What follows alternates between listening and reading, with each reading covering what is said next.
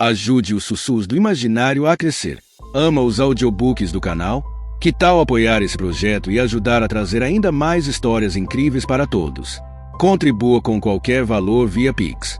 Escaneie o QR Code na tela e faça parte dessa jornada literária.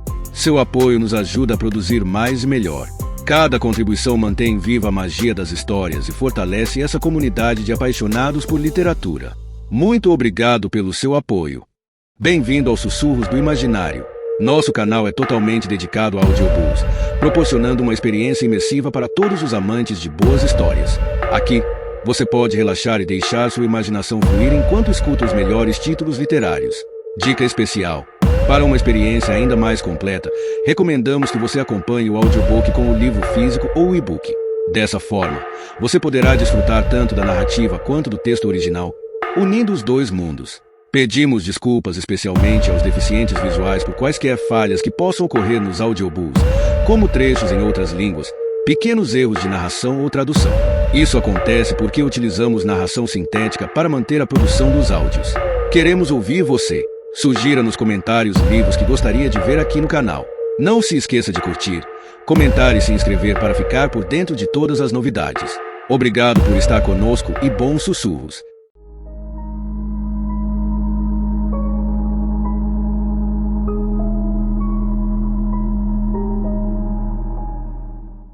Capítulo 31. Sexta-feira, 30 de junho de 2017.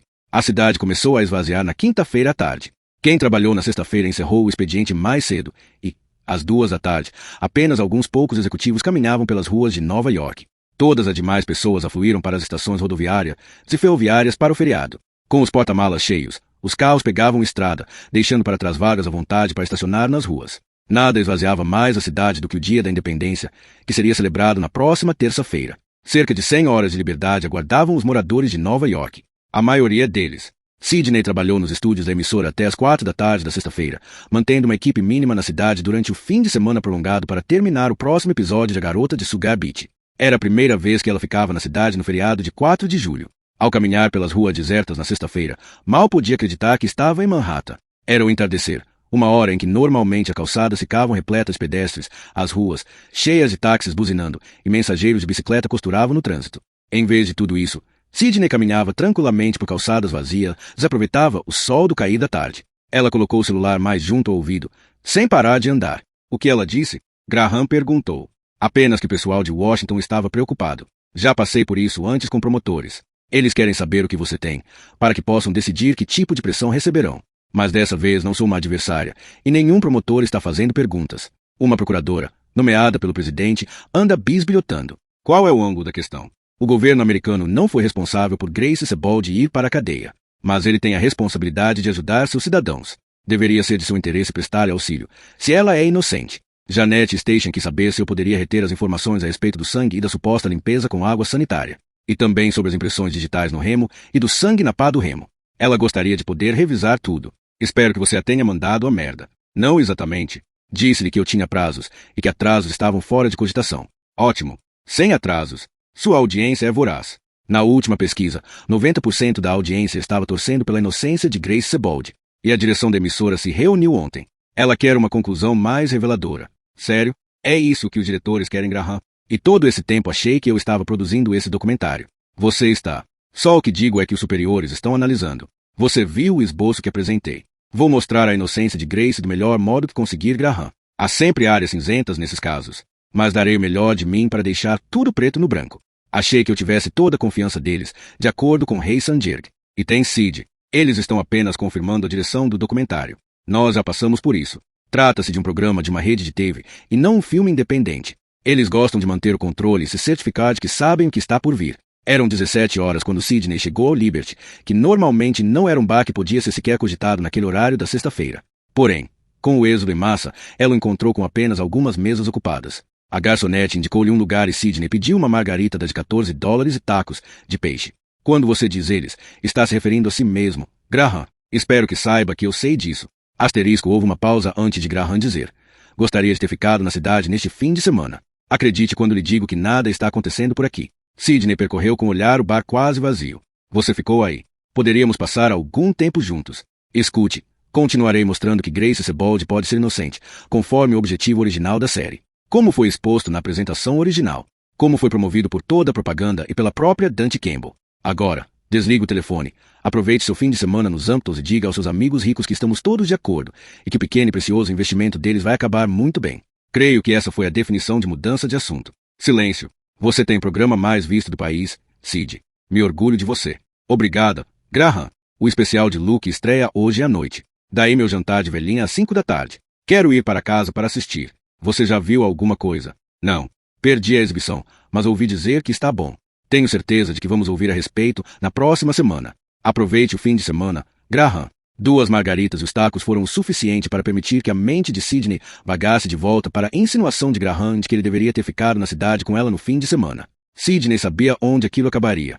Ela gastara muita energia se desenredando da bagunça e não se deixaria enredar nela de novo. O caso amoroso deles de 6 meses terminara havia mais de um ano. Sidney e Graham se conheceram em um coquetel quando ela trabalhava em seu segundo documentário e vinha ganhando certo renome. Sidney tinha pretensões de se tornar produtora e Graham Crowell era um poderoso executivo de uma rede de TV. Eles conheciam o trabalho um do outro e a conversa fluiu agradavelmente. Depois de 6 meses de namoro informal, Graham mencionou que Luke Barrington vinha procurando um produtor. Sidney acabará de finalizar seu segundo documentário e estava avaliando seu próximo projeto. A televisão nunca estivera em seu horizonte, mas a exposição e a experiência de produzir o renomado programa de Luke Barrington foram suficientes para convencê-la. Quando Sidney assinou o contrato, teve uma conversa com Graham. Ela tentou uma separação tranquila, mas não funcionou. Em vez disso, rolaram 3 meses de muita bagunça, com idas e vindas, até que Sidney acabou com o relacionamento para sempre quando se deu conta das fofocas nos corredores do trabalho. O fato de Graham ser o seu chefe era o motivo perfeito para não se envolver com ele novamente. Na realidade, era o motivo perfeito para não se ter envolvido com ele logo no início, mas já era. Tudo o que ela podia fazer agora era corrigir seu rumo e não voltar atrás. Sidney se dirigiu ao metrô sob o efeito das margaritas e chegou à sua casa a tempo de pegar a abertura de A Garota de Sugar Beach. Ela sempre foi sua melhor crítica, mas teve de admitir que, com a edição e produção de Leslie, a roteirização de Geno Mack e a mágica da equipe de efeitos especiais, a abertura ficou impecável. Ela assistiu a todo o programa, que tinha 1 hora de duração, e não se sentiu entediada em momento algum. Sidney anotou mentalmente alguns problemas em termos de ângulos de câmera e iluminação, e reparou que as futuras cenas com a adorável Livia Cut precisavam ser enquadradas em tons mais realistas, para enfatizar as revelações perturbadoras que ela, que parecia ter sido criada para estrelar documentários de crimes reais, trazia para a tela. A música de encerramento era perfeita, e a chamada para o próximo episódio, bastante atraente. Quando os créditos começaram a passar, Sidney se sentia orgulhosa. Na metade do projeto, com a audiência em crescimento e uma direção clara rumo ao final, Sidney Ryan finalmente se sentia confiante. O objetivo seria mostrar a possibilidade da inocência de Grace Sebald, expor todas as inconsistências que ajudaram a condená-la, no fim, mostrar a mulher que Grace se tornou. Sidney apresentaria suas próprias conclusões, mas, em última análise, a inocência de Grace seria deixada para os telespectadores debaterem. Ela tinha uma audiência que rivalizava com Making a Murderer e que superava Serial. A diferença, Sidney acreditava ter um final satisfatório. Sidney tirou os olhos da TV e olhou para a planilha de índices de audiência entregue na reunião da manhã de segunda-feira. A Garota de Sugar Beach, 2.100.000 telespectadores, share de 9,4%. Quando o especial sobre a Casa Branca começou, o rosto arrogante de Luke Barrington ocupou a tela. Sidney apertou o botão do controle remoto e desligou a TV. Ela preparou outra margarita e se dirigiu ao quarto. Ali, pegou o romance na mesa de cabeceira, repelindo a triste verdade de estar sozinha em um fim de semana prolongado.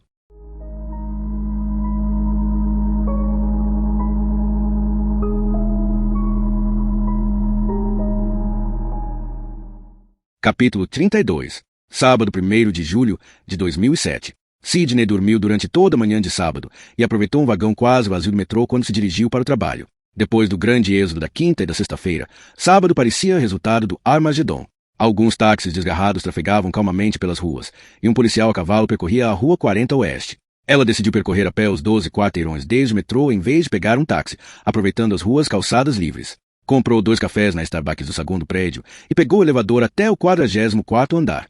Leslie já estava ao computador editando o vídeo que fora gravado na semana anterior, durante a visita de Sidney a Grace Sebald, em Santa Lúcia. A filmagem está incrível, Leslie disse, com um lápis entre os dentes e olhando para a tela. Com o cabelo preso em um coque desarrumado, de jeans e camiseta, ela usava óculos de plástico grosso em vez das lentes de contato. Bom dia, Leslie. Aqui está o seu café. Você parece bem informal. Você tomou banho? Totalmente. Nova York parece uma cidade fantasma. Quem você está tentando impressionar? Esqueci como ia estar vazia. O que você está vendo? Sua filmagem de Santa Lúcia. Você filmou com uma câmera portátil, mas é de ótima qualidade e podemos fazer muita com as imagens. Além disso, parece urgente. Exato. Poderemos criar um episódio incrível. Mesmo que você gravou com seu iPhone, parece ótimo. Eu deixei um pouco mais realista, do jeito que você gosta. Dê uma olhada. Sidney sentou-se e olhou para a tela do computador.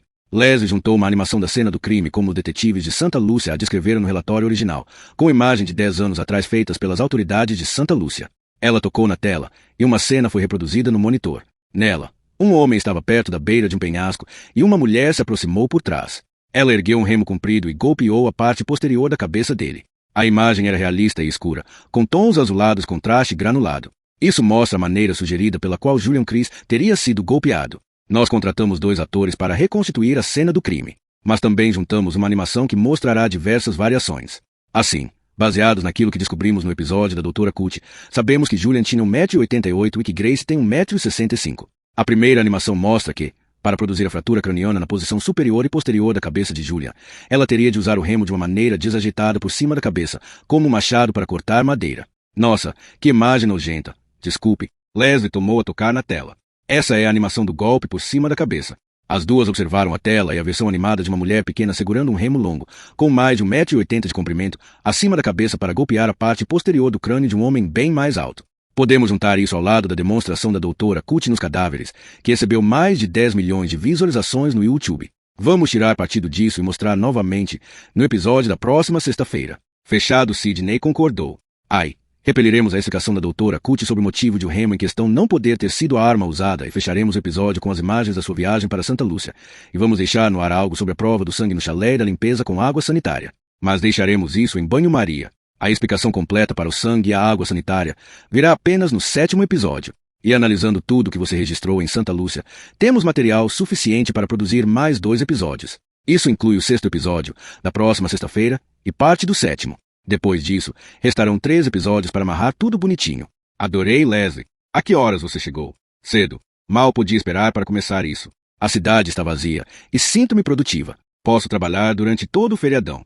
Sinto-me culpada por ter dormido até tão tarde. Por favor, você foi a Raleigh para entrevistar a doutora Cutie? Depois, a Santa Lúcia para falar com Grace. Eu te devia algumas horas. Leslie tomou um gole de café. Soube de algo a respeito dos índices de audiência de ontem à noite? Ainda não. Todos os diretores estão em suas mansões na praia. Então, provavelmente não vão nos dizer antes que voltem. Você assistiu ao especial de Luke? Não. Depois que a garota acabou, mudei para um canal que estava passando o jogo dos Yankees, e eu odeio beisebol. Mas tenho certeza de que muitas pessoas de idade mal puderam esperar para assistir a outra pessoa de idade falar sobre a história da Casa Branca em um fim de semana patriótico. Nós não queremos uma audiência de terceira idade. Apague isso. Queremos audiência de todas as idades, mas nosso público-alvo tem menos de 45 anos, e estamos arrasando. De 18 a 25, nossos números são inacreditáveis, e depois que os próximos episódios forem ao ar, os serão fisgados até o fim. Uau, mal posso esperar para ver isso. Tudo bem. Sidney sorriu. Estou oficialmente motivada. Em frente, mocinha, vamos criar a metade final do episódio 6. Quem podia imaginar que era tão bom trabalhar quando todo mundo está de folga? Sim. Se Luke Barrington pudesse fazer seu programa de sua casa nos Hamptons pelo resto de sua carreira, eu seria uma pessoa muito mais feliz.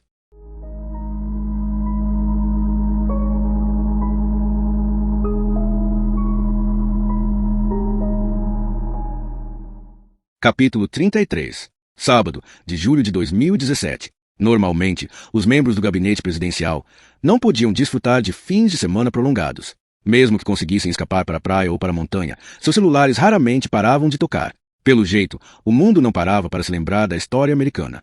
E foi para Bev Mangrove, a subprocuradora-geral em exercício, que sobrou a missão nada invejável de se intrometer no fim de semana de seu chefe. Bev pegou um voo de manhã cedo para Raleigh-Durham e agora trafegava por estradas montanhosas a caminho de Summit Lake, na Carolina do Norte, onde Cooper Schott planejara passar a semana em isolamento, longe da política de Washington e afastado do presidente, de sua equipe e dos problemas do país. Bev Mangrove não estava feliz por perturbar Cooper e sua mulher, mas a situação não podia esperar. Cooper Schott, procurador-geral dos Estados Unidos, tinha um nome da geração milenial, apesar de já ter mais de 60 anos. Ele passou a vida inteira corrigindo as pessoas que o chamavam de Sr. Cooper achando que era seu sobrenome. Agora, a maioria de seus amigos tinha netos chamados Cooper. Pelo visto, seus pais estavam à frente de seu tempo. Bev atravessou o pitoresco centro da cidade de Summit Lake e encontrou desvio para o caminho longo e sinuoso que levava à casa na colina, onde seu chefe passava 4 semanas por ano.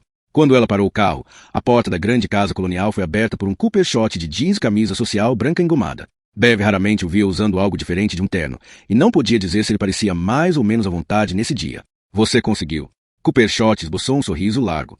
É lindo aqui em cima. Bev desembarcou do veículo alugado e subiu os degraus logo adiante. Agora entendo por que o senhor vem aqui com tanta frequência. Não com a frequência que eu gostaria. Cooper apertou a mão dela. Vamos entrar. Bev seguiu seu chefe pela casa, inundada pela luz do sol que penetrava através dos janelões das diversas portas francesas que se estendiam pelo lado oeste, a maioria das quais estava aberta para permitir que a brisa do lago circulasse. Cooper se dirigiu ao terraço nos fundos, com vista para o lago e para as montanhas ao longe. Junto à mesa do terraço, protegida dos mil solares por um grande guarda-sol, Bev sentou-se diante de Cooper.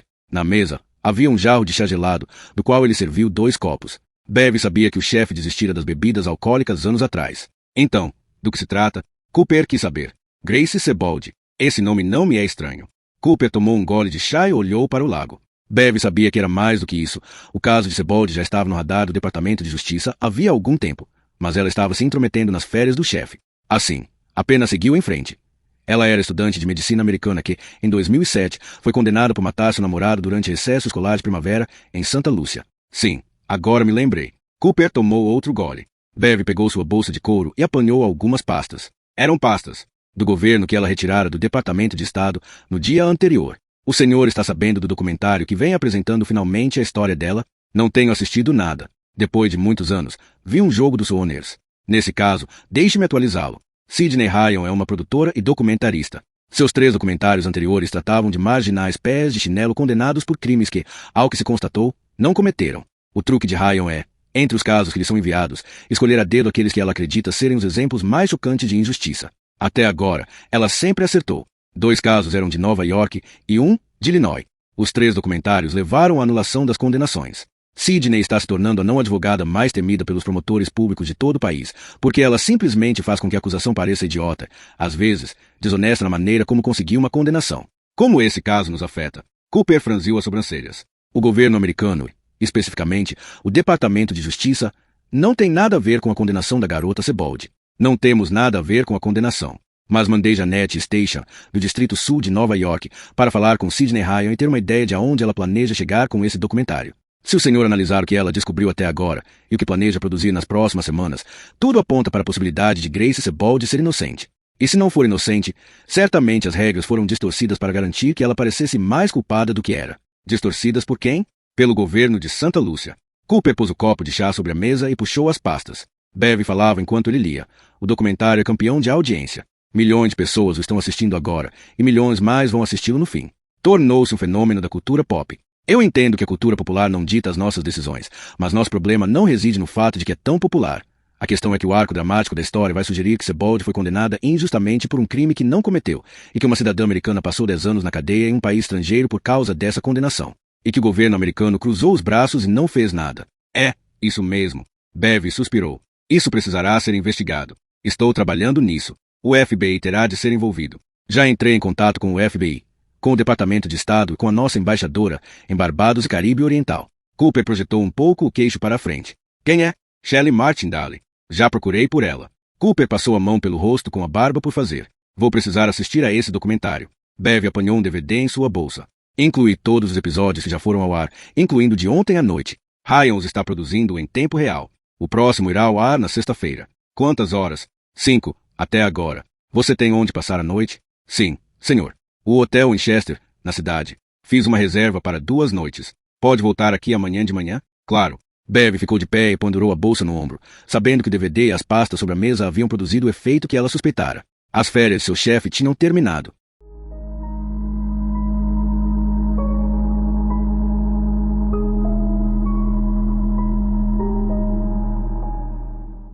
Capítulo 34. Quarta-feira, 5 de julho de 2017. Nova York estava grogue naquela manhã. A cidade começou a encher na noite de segunda-feira, e agora as ruas se achavam moderadamente apinhadas com aqueles que não aderiram ao fim de semana prolongado. Movimentado, mas leve, o trânsito apresentava um padrão mais fluente do que o típico para o meio da semana. Na quinta-feira, as coisas voltariam ao normal. Sidney observou pela janela de seu escritório da emissora a pequena multidão se arrastando de forma sincronizada pelas calçadas, se o trânsito se movendo e parando nos cruzamentos. Ela trabalhará todos os dias do fim de semana prolongado, incluindo o dia da independência. Sidney e Leslie acabaram de editar o 6º episódio, que continha o reuso dos experimentos da doutora Cut demonstrando a impossibilidade de as lesões de Julian Chris terem sido provocadas pelo remo de stand a pé ou a reconstituição da cena do crime, e o trailer que introduziu uma explicação mais lógica para o sangue encontrado no chalé de Grace em Sugar Beach. O 6º episódio terminava com a insinuação de que a suposta limpeza do banheiro de Grace com água sanitária era uma hipótese tendenciosa formulada pelos detetives de Santa Lúcia, que escolheram Grace como suspeita no início da investigação e forçaram todas as descobertas durante sua busca por respostas a se encaixarem naquela narrativa. Sidney e Leslie haviam criado outro episódio explosivo, e Sidney mal podia esperar para exibi-lo para executivos da emissora antes do programa ir ao ar sexta-feira. Naquele momento, ela entrava na sala de reuniões. O feriado podia ter ajudado ou prejudicado os índices de audiência. Se muitos dos que deixaram a cidade tivessem se esquecido de A Garota de Sugar Beach, seus índices de audiência teriam caído. Mais do que tudo, Sidney desejava saber como seu documentário se saíra em relação ao especial de Luke Barrington sobre a Casa Branca. A sala foi aos poucos se enchendo ao longo de 15 minutos. Executivos, personalidades da TV, produtores e roteiristas conversavam sobre onde passaram o fim de semana prolongado e quando voltaram para a cidade. Graham Crowell preparou o projeto e depois consultou seu computador. Enquanto isso, todos ocupavam seus lugares à mesa. Graham levou um minuto para preparar sua apresentação e em seguida apontou para o único lugar vazio na sala, dizendo: "Desculpem, estamos esperando por Luke. Ele vem dos Hamptons e está um pouco atrasado. Talvez devamos começar sem ele", Sidney sugeriu. "Eu pensei nisso", Graham respondeu. "Mas o especial dele foi ao ar este fim de semana e Luke quer estar aqui para a discussão. Então, deveria ter voltado para a cidade ontem à noite, como todo mundo." "Acalme-se", a voz grave de Luke, que adentrava o recinto, se fez ouvir. Ele estava ridiculamente trajado, com um suéter de mangas compridas e short curto, que mostrava suas pernas pálidas e cheias de manchas. Era sua rotina participar das reuniões matinais e passar pela preparação do programa noturno antes de voltar para o campo de golfe ao meio-dia e retornar a tempo de gravar seu programa. Como campeão de audiência do horário nobre da emissora, só Luke Barrington tinha permissão para tal agenda. "Não estou tecnicamente atrasado." Ele consultou o relógio. "Retiro o que disse. Estou um minuto atrasado. Vocês todos vão me perdoar?" Luke ergueu seu copo da Starbucks. "Tiveram de prepará-lo enquanto eu aguardava. Caso contrário, teria de beber do fundo do tacho." Olhou para Sidney e continuou: "Você sabe o que isso significa. Você sabe o que isso significa. Borra de café e amargor." Graham ligou o projetor e diversos gráficos apareceram. Imediatamente, isso desviou a atenção de todos de Luke, que se arrastou ao lado da mesa e encontrou seu lugar. Graham apresentou os índices de audiência do segmento jornalístico, em queda, como normalmente ficavam durante o feriado, mas no mesmo nível de outras redes de TV. Em seguida, examinou os outros programas do horário nobre, deixando o especial de Luke Barrington sobre a Casa Branca para depois.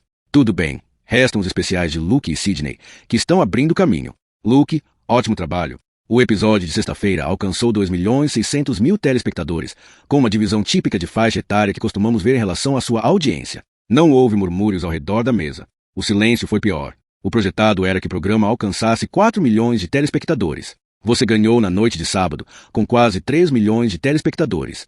Caiu um pouco no domingo e, então, teve um fim excelente na véspera do Dia da Independência. Os números da segunda-feira ficaram um pouco acima de 3 milhões. Um grande sucesso. Luke agradeceu, fazendo uma mesura de cabeça para Graham, mas os olhos não disfarçaram sua decepção. E por fim, Graham prosseguiu.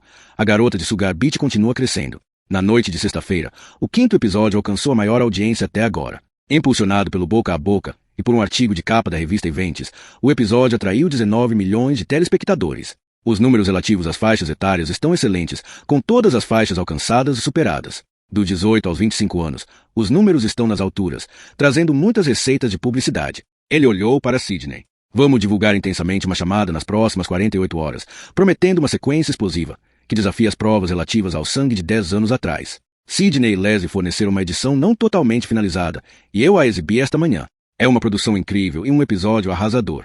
De fato, é o melhor episódio que vocês já fizeram. Obrigada, Graham. Leslie está editando os episódios e vem realizando um trabalho incrível. Sidney está conseguindo as imagens, o que facilita meu trabalho. Leslie afirmou. Vocês formam uma boa equipe. Todos nós sabemos que vem investindo muitas horas de trabalho e estão totalmente comprometidas com esse projeto. Todos estão impressionados e gratos pelo seu esforço. A sala de reuniões irrompeu em aplausos. Sidney e Leslie agradeceram o apoio e não deixaram de reconhecer o trabalho duro de toda a equipe.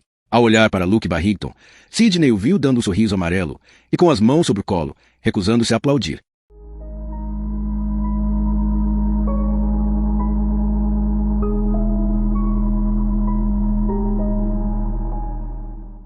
Capítulo 35. Quarta-feira, 5 de julho de 2017. Jason entrou no quarto e parou quando viu o leito vazio. Então, Avistou-o sentado na cadeira ao lado da cama. Acordou cedo, Gus. Como conseguiu a cadeira? Pedi para a enfermeira desgraçada. Gus grunhiu, reposicionando-se. Com um olhar confuso, Jason caminhou até o computador, abriu o prontuário de Gus e examinou o que perderá durante o fim de semana prolongado. Achei que vocês não estavam se falando. Não estávamos. Mas somos muito bons em grunhir um com o outro. Eu não conseguia dormir, e ela se cansou do som estridente do botão para chamar o posto de enfermagem, que eu ficava apertando.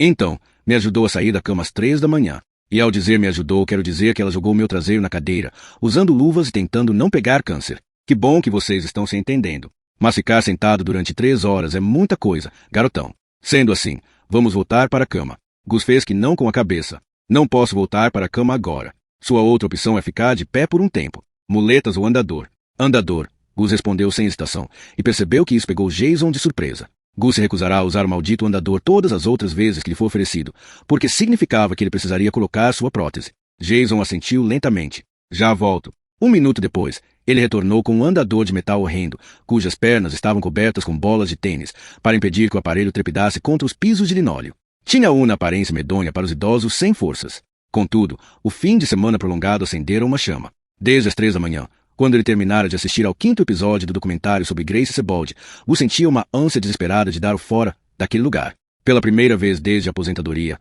quando entregou o distintivo e a arma, havia algo que ele precisava fazer. Havia algo a perseguir além de um barato de uísque vespertino, que, ele tinha de admitir, funcionou muito bem como uma maneira de ocupar sua aposentadoria até a dor começar no quadril. O diagnóstico de câncer liquidou imediatamente com suas tardes regadas ao uísque, e sem demasiadas preliminares, roubou sua perna algumas semanas depois. O abismo negro da depressão mordeu seus calcanhares durante aqueles dias duros da quimioterapia, quando o veneno quase matou, mas não teve efeito sobre o tumor. Mais de uma vez, Gus considerou a possibilidade de o desespero subjugá-lo, de entregar-se à depressão e ao câncer e simplesmente deixar tudo acabar. Ele não tinha filhos, e sua mulher morrera mais de 20 anos atrás. Então, ninguém realmente sentiria sua falta depois que ele morresse. E quando as opções lhe foram expostas, Gus decidiu que não tinha vontade de viver o resto de seus dias com apenas uma perna. Gus ainda não tinha certeza do motivo pelo qual mudará de ideia, e passou o último mês se perguntando por que passará pelo procedimento que tomara sua vida pior do que quando sua perna direita estava com câncer. Agora, a perna e o câncer tinham sumido, e uma dor fantasma estranha surgiu,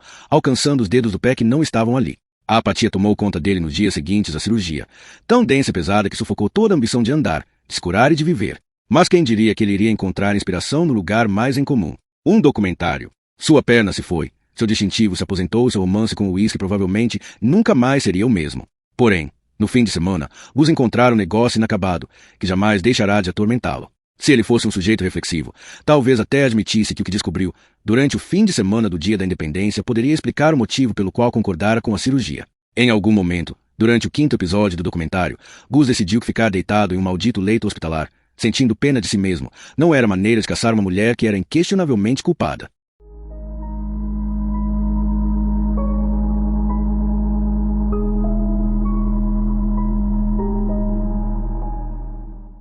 Capítulo 36.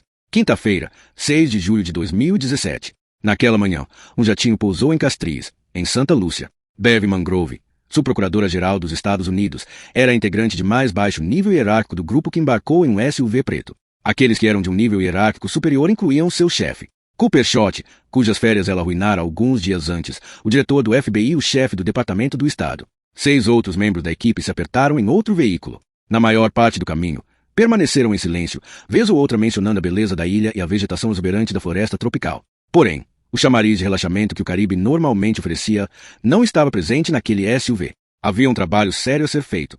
30 minutos depois, eles chegaram à casa do governo, situada na face norte de Montfortuné, colina com vista para o sul de Castries. O edifício era a residência pessoal do governador-geral, local onde assuntos oficiais raramente eram tratados. Uma exceção foi aberta nesse dia. Um assessor os recebeu e os levou para o interior do edifício. Esperando pela comitiva americana e sentados na sala de estar estavam o primeiro-ministro, o governador-geral e o honorável Francis Bryan, juiz da Suprema Corte de Santa Lúcia. Todos trocaram cumprimentos e apertos de mão e em seguida ocuparam seus lugares. Presente na casa do alto da colina, no Caribe Oriental, estavam os homens e as mulheres que comandavam o Departamento de Justiça de seus respectivos países. Eles tinham muito a discutir, muito a negociar e a ampla autoridade dos poucas pessoas mais poderosas do que elas para solucionar esse problema.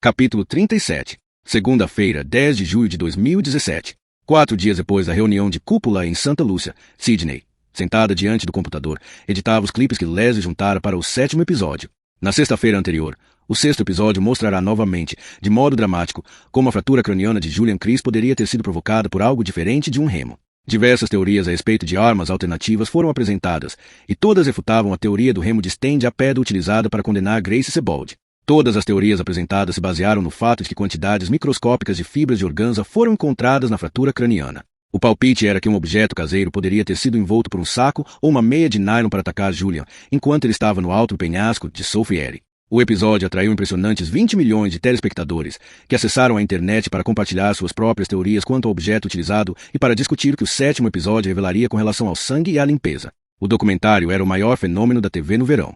A internet, o Facebook e o Twitter estavam alvoroçados com apelos em favor da inocência de Grace Sebald. Por um lado, Sidney se sentia mal pela família de Julian Chris, que, durante anos, acreditou que quem matara estava atrás das grades. O documentário não poderia propiciar nenhuma conclusão satisfatória para a família.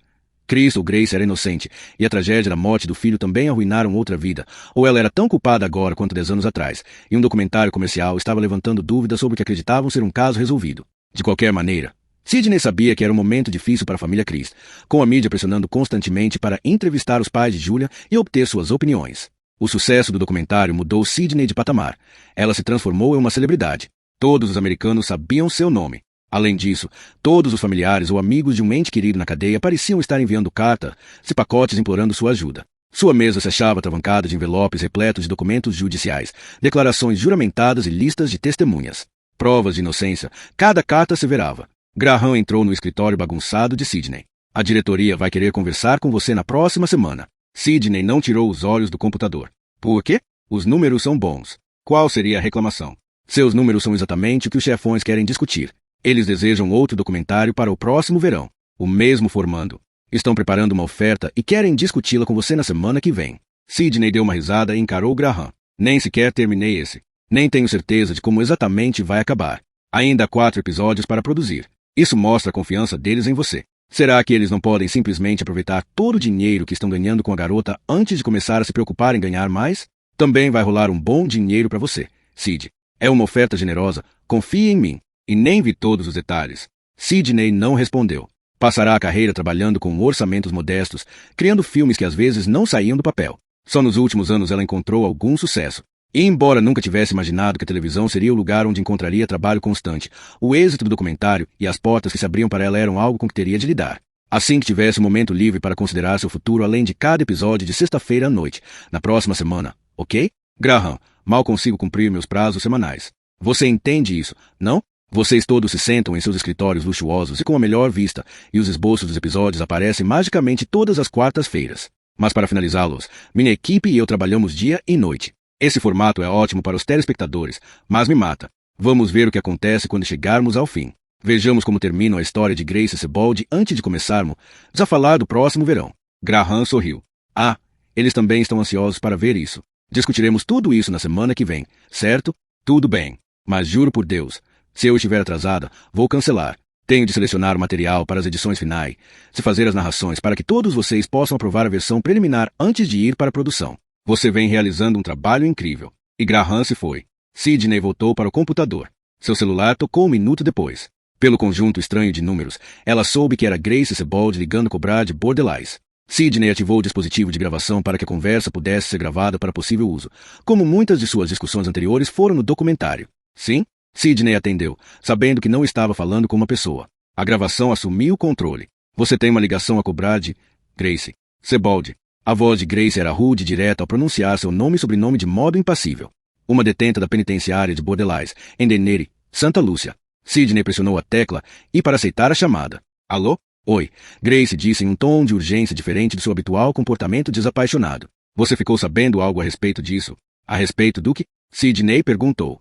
Meu agente penitenciário, com quem me encontro uma vez por mês, acabou de me dizer que o primeiro-ministro está analisando o meu caso. Ele falou que vem considerando um perdão, um segundo julgamento ou uma soltura com base em uma nova prova que lhe foi apresentada. Sidney encostou mais o celular no ouvido. Quando foi isso? Ontem. Só agora tive permissão para usar o telefone. O que está havendo? Não tenho certeza. Não sei de nada sobre isso, mas darei alguns problemas. Encontrei-me com uma procuradora federal aqui em Nova York. Ela me emboscou no café da manhã, na semana passada, e fez diversas perguntas acerca do documentário. O seu agente penitenciário te falou mais alguma coisa? Não. Tive a impressão de que ele não está feliz com isso. Ah, tenho certeza de que nenhuma das pessoas envolvidas em sua condenação está satisfeita agora. Vai pegar mal para elas. 2 minutos, a voz da gravação informou através da linha. Tenho de ir, Sidney. Você pode ligar para os meus pais e contar por eles o que está acontecendo? Claro. Vou tentar ligar amanhã, se me deixarem. Farei algumas ligações para ver o que consigo descobrir. Mas, Grace, tudo o que importa é que essa é uma boa notícia. Houve uma longa pausa. Sidney ouviu um choro abafado. Finalmente a voz de Grace voltou. Obrigada.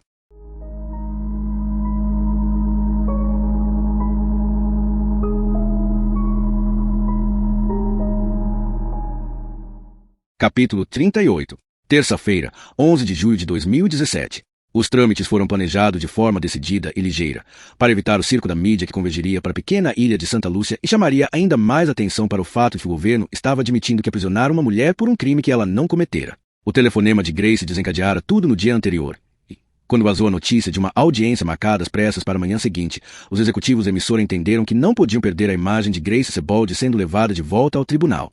Eles permitiram o luxo de fretar um avião para Sidney e sua equipe, que decolou às 11h30 da noite de segunda-feira de Nova York e pousou em Castries pouco antes das 4 da manhã. Conseguiram 2 horas de sono antes de montar os equipamentos no tribunal. Sidney, Leslie e também Derek e sua equipe de filmagem eram a única presença da mídia visível na sala quase vazia.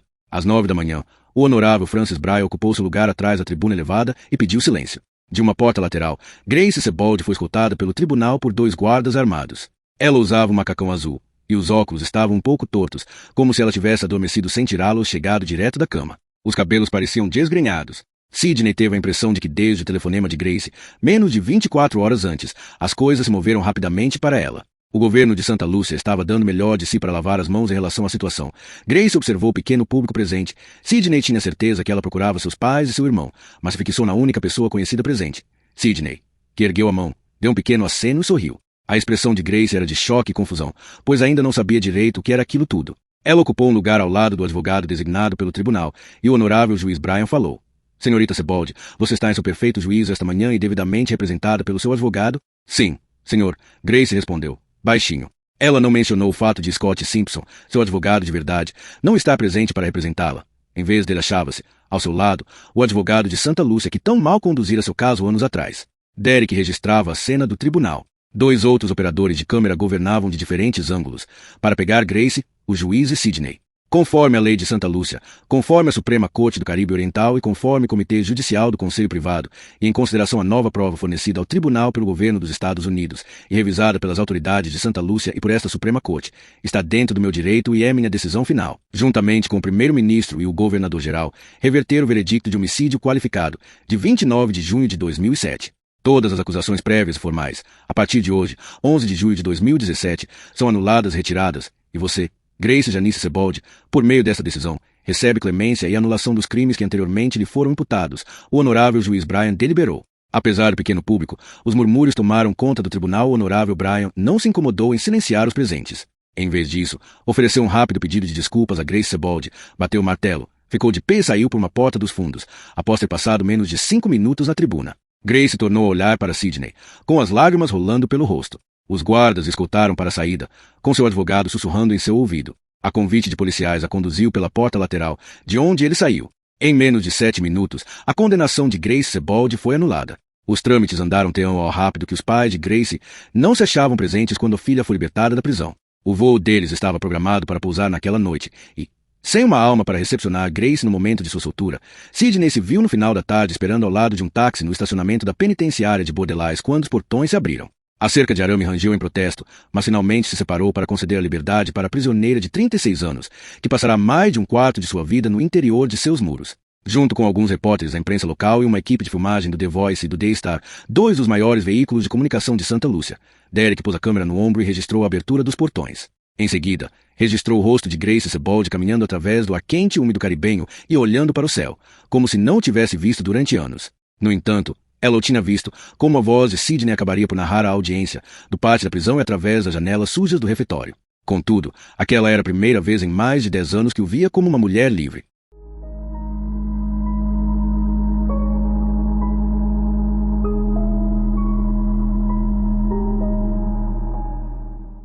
Capítulo 39. Terça-feira, 11 de julho de 2017. Quando vazou a notícia formal da anulação da condenação de Grace, a internet foi à loucura. O maior documentário em tempo real da história da televisão ficou maior, apesar do fato de que aquilo que certamente seria apresentado no episódio final acabará de ser revelado. Os episódios finais começaram a ser escritos na mente de Sidney quando o táxi saiu da penitenciária de Bordelais. Se pegou à rua. Ao sair da prisão, sem um cartão de crédito ou $1 no bolso, exceto o dinheiro de Santa Lúcia que ela receberá pouco antes de ser liberdade, Grace Sebald estava tão desamparada quanto uma recém-nascida. Obrigada, Sidney. Não sei para onde ir. Meu advogado disse que as autoridades pagariam um táxi, e tive a impressão de que me queriam fora da prisão o mais rápido possível. Não tem problema, Grace. Não só por me pegar. Por tudo. Não tem porquê. O táxi ganhou velocidade quando o motorista pegou a estrada. Escute, Grace. Há um motivo para as coisas terem acontecido tão rápido. As autoridades de Santa Lúcia queriam você longe antes que a imprensa começasse a fluir aos montes. O documentário se tornou muito popular nos Estados Unidos e a internet está em alvoroço com sua libertação. As autoridades queriam você fora do tribunal antes que os jornalistas gritassem pergunta e as câmeras trabalhassem sem parar. Pega mal para eles, para o governo de Santa Lúcia. Grande parte da economia da ilha depende do turismo, e as autoridades não querem que Santa Lúcia seja retratada como uma ilha tropical que prende turistas de maneira injusta. O governo quer você fora do país o mais rápido possível. No devido tempo, espera que os Estados Unidos, o Reino Unido e qualquer outro país cujos cidadãos passam férias em sua minúscula ilha se esqueçam de que Santa Lúcia te condenou injustamente. Grace olhou pela janela do furgão, de repente entretida com a floresta tropical exuberante que borrava o passado. Em breve, você será a entrevista mais disputada dos Estados Unidos. Sidney continuou. Hoje ainda, a imprensa chegará a Santa Lúcia e começará a procurá-la, e tenho certeza de que já sabe quando o avião de seus pais vai pousar. Assim que seus pais colocarem os pés para fora do avião, haverá câmeras grudadas nos seus rostos e repórteres querendo saber a reação deles a respeito de sua libertação.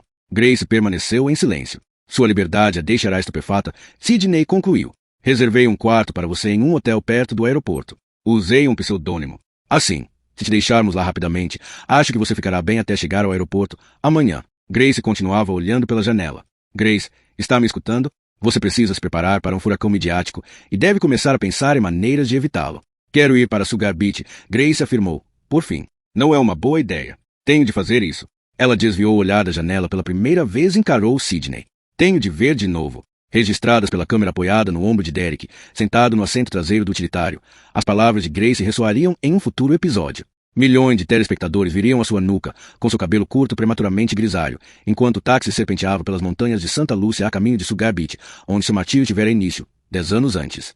A audiência teria um vislumbre voyeurístico de uma garota condenada por um crime que não cometera embarcando em um táxi 40 minutos depois de sua libertação da prisão e olhando para a praia e o penhasco do qual o homem que ela amava fora empurrado. Grace era uma mulher livre da última vez em que vira os pitons. Era jovem e estava apaixonada. Entardecia agora, e o sol começava a se pôr. Com Bordelais situada no lado oriental da ilha, era a primeira vez em uma década que Grace observaria o pôr do sol. Em seu pesadelo de uma década, só o começo do dia era visível, nunca o fim. Nesse dia, Sidney diria aos telespectadores em uma narração dramática.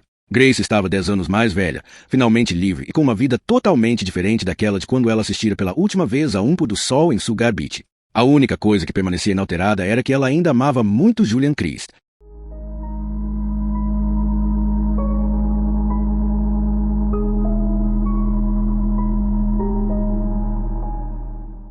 Capítulo 40. Quinta-feira, 73 de julho de 2017. Recém-motivado, GUS se exercitou bastante nas barras paralelas durante a semana anterior. Os 10 passos necessários para atravessá-las do princípio ao fim eram agora realizados quase sem pausas. Seus grunhidos e xingamentos vinham da escolha, e não da reação. O andador era como um amigo estranho no qual ele passará a confiar, mesmo que ainda o detestasse. Gus era capaz de se arrastar pelos corredores, embora não conseguisse dar a volta completa pelo andar, o que exigia fazer 4 curvas e dar quase 200 passos. Estabeleceu o objetivo de completar a jornada até o fim da semana. Se alguém tivesse dito a ele um ano antes que sentar em um vaso sanitário e andar sem ajuda seriam considerados dádivas de Deus, teria achado que a pessoa estava louca. Gus sentou-se em sua cadeira ao lado da cama com o carrinho do café da manhã parado diante de si. No carrinho, uma xícara de café fumegante, ovos escalfados e torradas. Ele ignorou a comida e se entregou ao aroma de avelã. Tomar café e ler o jornal tinham sido uma das alegrias da vida. E, pela primeira vez em muitas semanas, Gus começava a perceber alguns benefícios sutis em estar vivo. Ele passou os olhos pelos artigos da primeira página e depois levantou o jornal para ver os artigos abaixo da dobra. Parou quando deparou com uma manchete. Mulher condenada por assassinato tem sentença anulada. Grace Sebald foi libertada de uma prisão caribenha. Depois de 10 anos, Gus desdobrou rápido o jornal e leu o artigo. Grace Sebald, que tornará a ficar famosa pelo atual documentário A Garota de Sugar Beach, teve a sentença anulada após o surgimento de uma nova prova que refutou as provas usadas para condená-la. Jason entrou no quarto quando Gus terminou de ler o artigo. E aí? Pronto para os exercícios? Não, Jason. Preciso de um favor. O que houve? Gus pegou um bloco de post-it, fez uma anotação, arrancou uma folha e a entregou a Jason. Preciso que você faça algo por mim. Que pegue uma coisa. O que é isto? Jason perguntou, olhando para a folha adesiva em sua mão. Um endereço. Eu esperava chegar lá por minha conta, mas ainda não consigo sair daqui. E tenho pouco tempo. É o endereço de sua casa? Não. Escute, garoto, eu não pedi muito até agora. Segui praticamente todas as regras deste lugar. Suas regras, seja como for. As malditas enfermeiras são outra história. Não tenho mais ninguém a quem recorrer e, francamente, não confiaria em mais ninguém além de você. É importante. Caso contrário, eu não incomodaria. Vai me ajudar? Jason olhou para o jornal e viu a manchete sobre a libertação de Grace Sebald. Então, ergueu a folha adesiva. Me diga do que precisa, Gus.